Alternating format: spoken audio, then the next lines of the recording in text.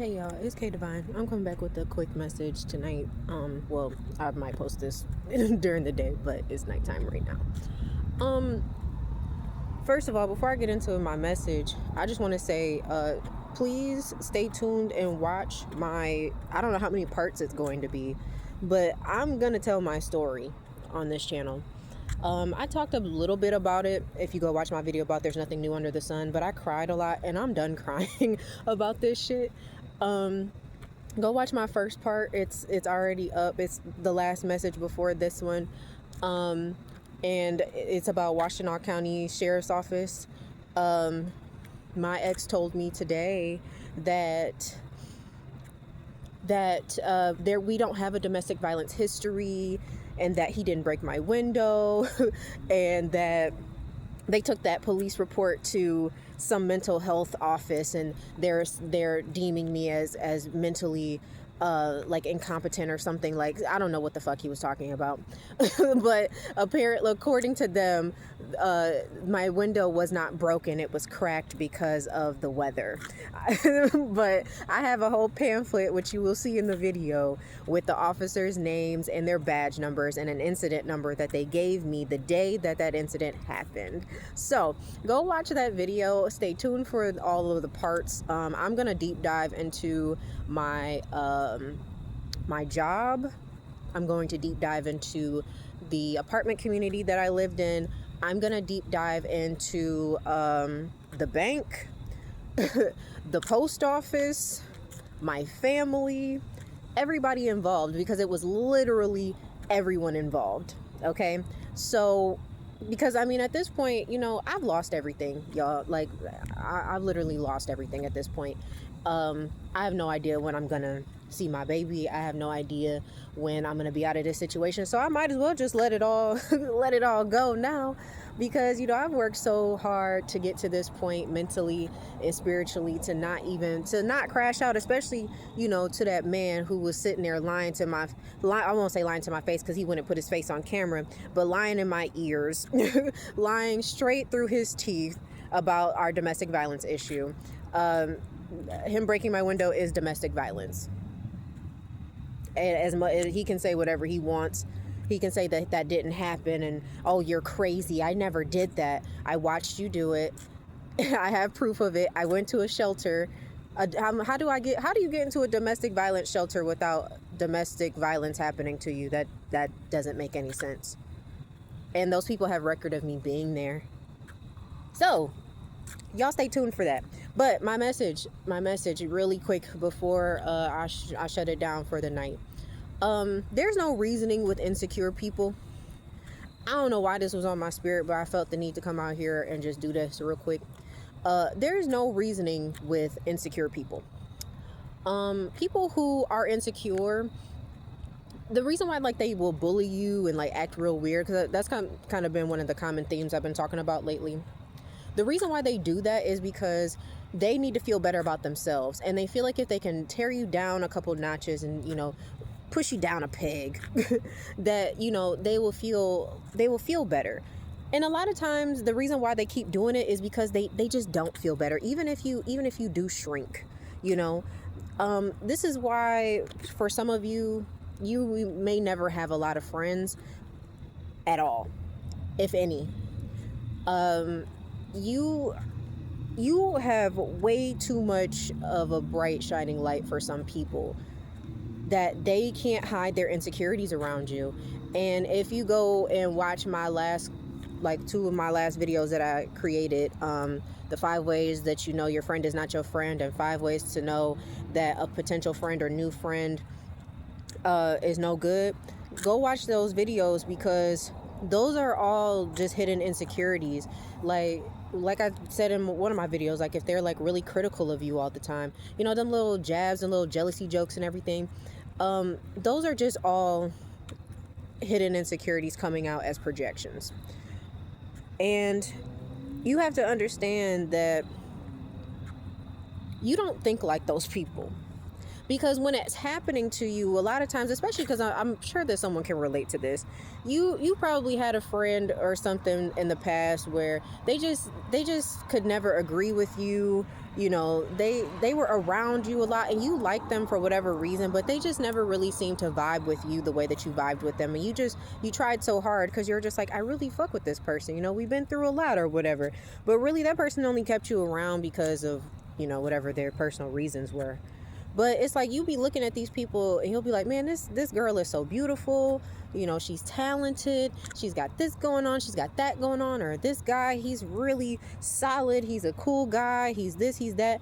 And it's like those people can't see past their own insecurities to just be confident in themselves. And your confidence scares them. Because they can have a little bit of confidence, but they don't have confidence like you. The confidence that you have is rooted in like the Most High. It's rooted in, I know who I am, and that's it. And even when you were in your insecurities, heavier than you were now, like before you kind of went on your healing journey, you still had people jealous of you then, because even the little bit of confidence that you did have, it just was way too bright for them. This is why people pick on you. This is why people will try to exclude you. This is why people try to act like you're the problem all the time. And it's because they can't deal with their own insecurities. They can't deal with them. And it's nothing wrong with you. There's absolutely nothing wrong with you. You didn't do anything to those people. They just have their own personal problems that they need to go deal with. There is no reasoning with these people. Like, you can sit up here all day and contemplate and think like, oh, well, maybe it's because I did XYZ, or oh, maybe it's because I was the one that got the job and they really wanted it, and maybe it's because, well, I was supposed to do, sorry, some bunnies playing, or maybe it's because I was supposed to not be at this function like this, and I kind of outshone this person. And no, you just naturally outshine people. You can walk in a room and all eyes will be on you because you're just the star. Like, you're just the star. Like, there's nothing you could do about that. You could be the most plain Jane in a room and people will be looking at you like, damn, who the fuck is that? Ladies, you could have no makeup on. You could have on like a basic, comfortable outfit, and, you don't even feel or look your best. But people, men and women, are going to be like, who is this person? And I'm not saying this to be conceited, but like even in like my time being, out here temporarily unhoused, I've had men stop me and be like, I see you getting your walk on. I'm like, bro, I'm walking because I have a choice. But I'm like, like, I've had people ask me for my number and all this other stuff. And I'm like, bro, I don't even look good right now. Like, imagine what I look like when I get to be all dolled up and done up the way I like to be, the way I used to be before all of this happened. I can't wait for y'all to see that too. I can't, because y'all see me with a little bit of makeup, but y'all haven't seen me hair, nails. Y'all haven't seen the Kayla that I like to be. That's real. That's me. Fuck all that K Divine shit. That's my handle. But the real Kayla likes to be done up. Period. So, and even when you're doing that, and people will say things like, who you getting all dressed up for? Me, motherfucker. And like, even you'll hear people be like, what you put all that on for today? And it's like, are you mad because I look good and I want to feel good about myself and I just decided to look nice? Like, people will be mad at you because you work out. Like, especially like if you're on like a healing journey, like say that you want to lose some weight and you decide to start going on a diet. That's when you'll start really seeing like who your true friends are, because they'll start trying to get you to get off your diet and everything. And it's because they insecure. I had some coworkers like that. I've lost a significant amount of weight. I went from 195 and I don't know how much I weigh right now. I'm gonna assume somewhere between 130 and 125. If not less than that, I'm not sure. I really lost a lot of weight. This last little bit of weight I lost was not on purpose. This is because of the situation I'm in. But that's a different story for a different day. But when I was trying to lose weight, after I had my baby, and and I started eating better. I started focusing on whole foods. Like I would get me like some protein, like a piece of chicken or something like that, a starch, either like a potato or some rice, and some vegetables, broccoli, the broccoli Normandy that you can get at like Sam's Club, collard greens, whatever, green beans, and whatever, and carrots. Like that's the type of stuff I was eating, and I was full. As long as I was full, I really didn't care. Food is food, and as long as it's well seasoned, food is delicious to me.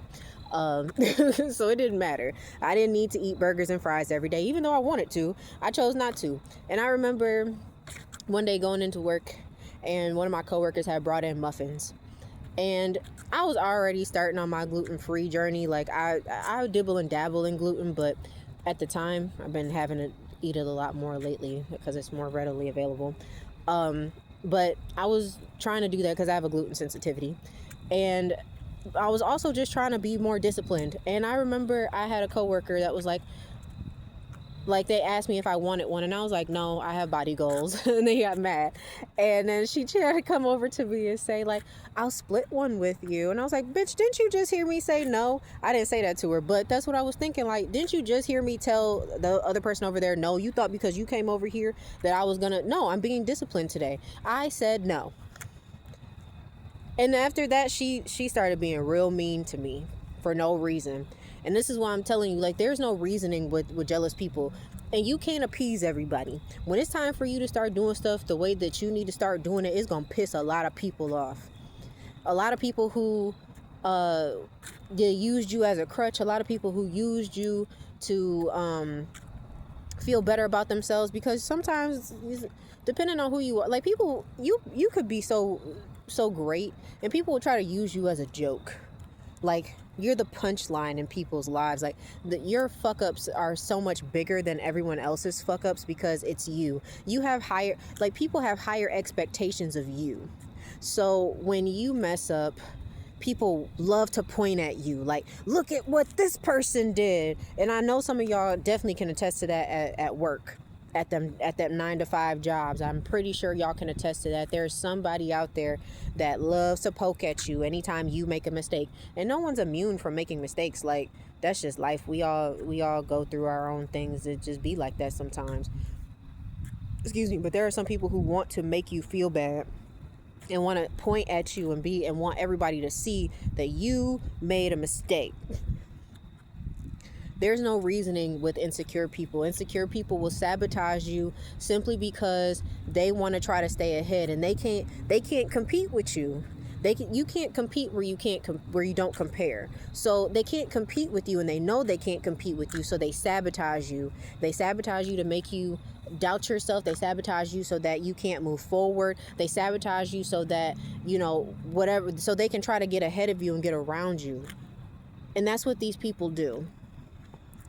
These people be mad over little stuff that they could be going. These are the same people who could literally be the time that they're spending worrying about you and how you're doing something. They could be out there doing their own thing, but they choose not to. They choose to sit down and focus on you. You live rent free in these people's heads, bro. I swear to God, you live rent free in their heads. They think that you're perfect. I have a video that I made like 3-4 months ago.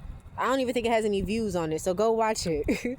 But they think you're perfect. That's why they really don't like you. Even though they know that you have flaws, they feel like comparatively next to you, like you're perfect.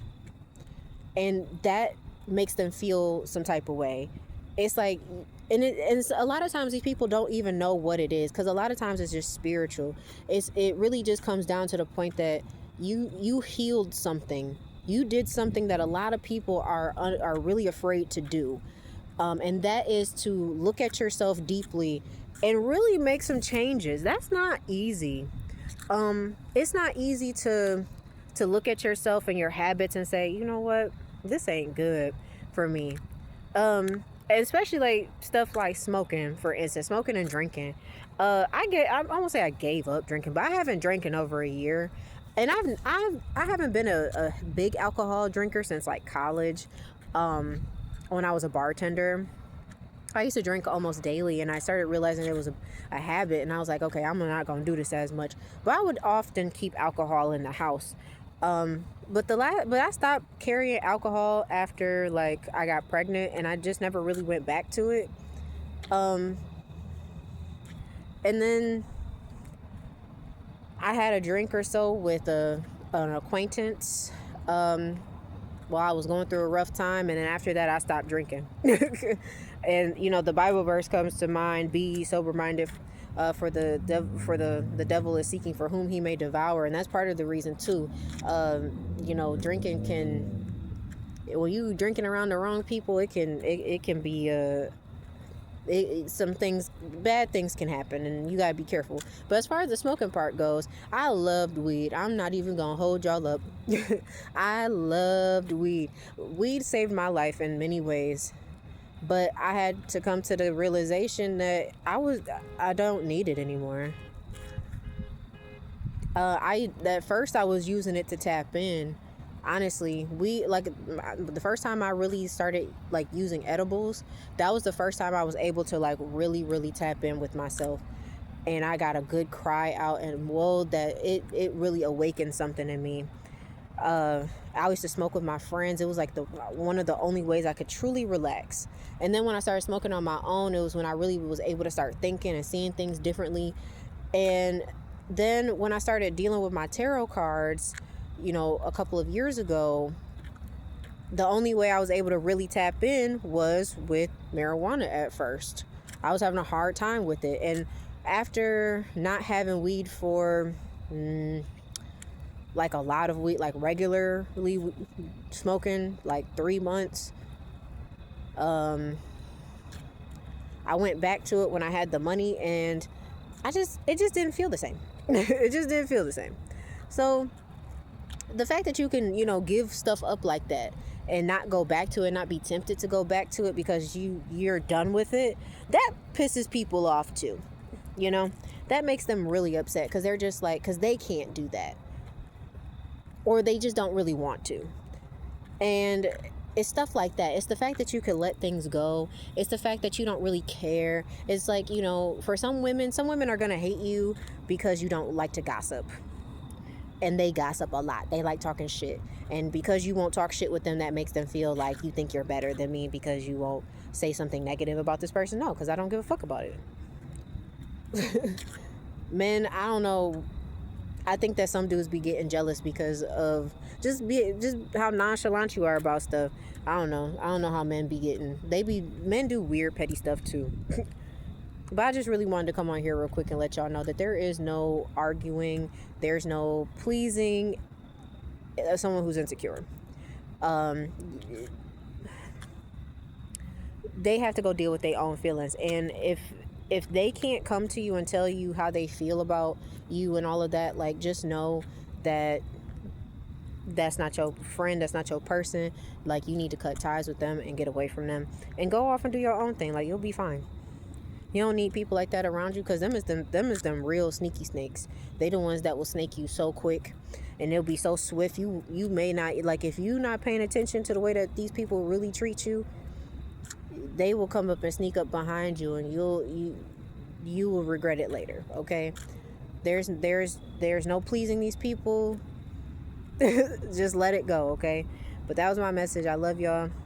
Stay tuned for my series, and please like and share it. Mostly share it. I don't even care about getting likes and stuff at this point. Just please share my story. That's the only thing I'm asking for right now. Like, if you're watching it, like, whenever you're watching it, please share it on like your Facebook, like, please. Like, because I'm not on any other social media platforms right now because I just don't have the capacity to do so. YouTube's been my only outlet for like the last, I don't know, 4 or 5 months. So I can't get back on my Facebook right now. I don't even have the password. I don't even know how to get on there. So please share it everywhere, because this is a really big story. This is something that's been heavy on me for a long time, and I've been fighting as hard as I can. And y'all been watching my videos, or if you haven't, just go scroll through them and just see how much I've talked about gang stalking and, you know, narcissism. Like, this was a group effort. This is like some sort of cult or coven or whatever the fuck they want to call themselves. I mean, there's gang stalkers out here right now where I'm at. Like, I've had people rolling up on me all day ever since I had that conversation with my ex, who said he was going to message me and he hasn't yet, which is very interesting. So please go watch my part 1 video of who set me up.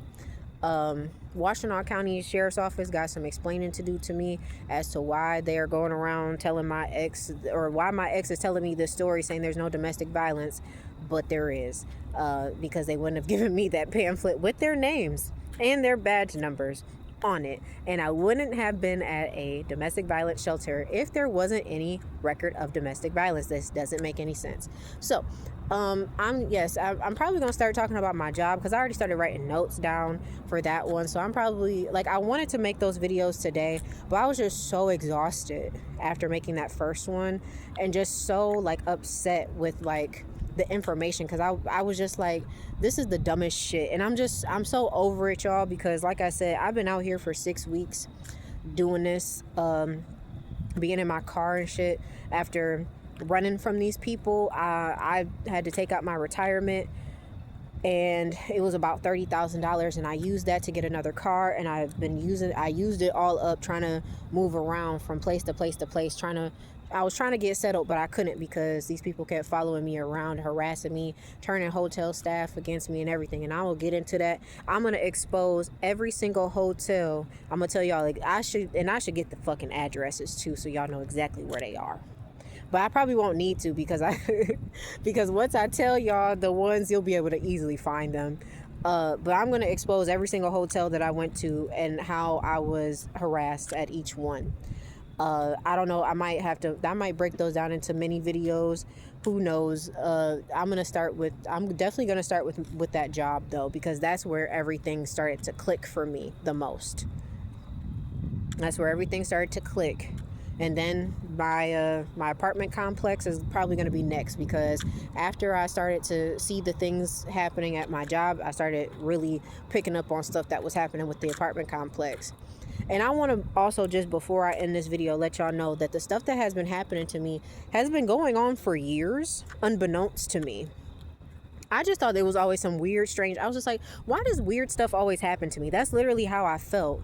But January 8th, 2024 was the day I had a very big spiritual awakening while I was in the midst of having a conversation with my boss, which I will go into tomorrow in my video. But that is when things started to click together for me.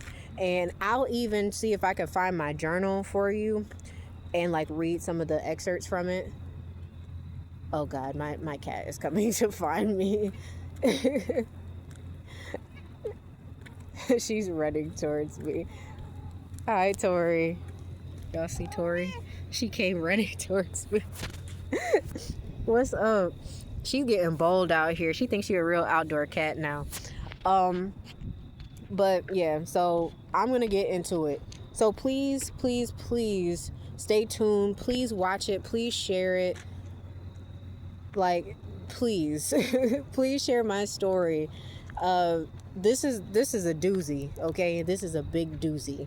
So I love y'all. It's your girl K Divine. Stay tuned for my series. I love y'all, and I'll see you tomorrow. Bye.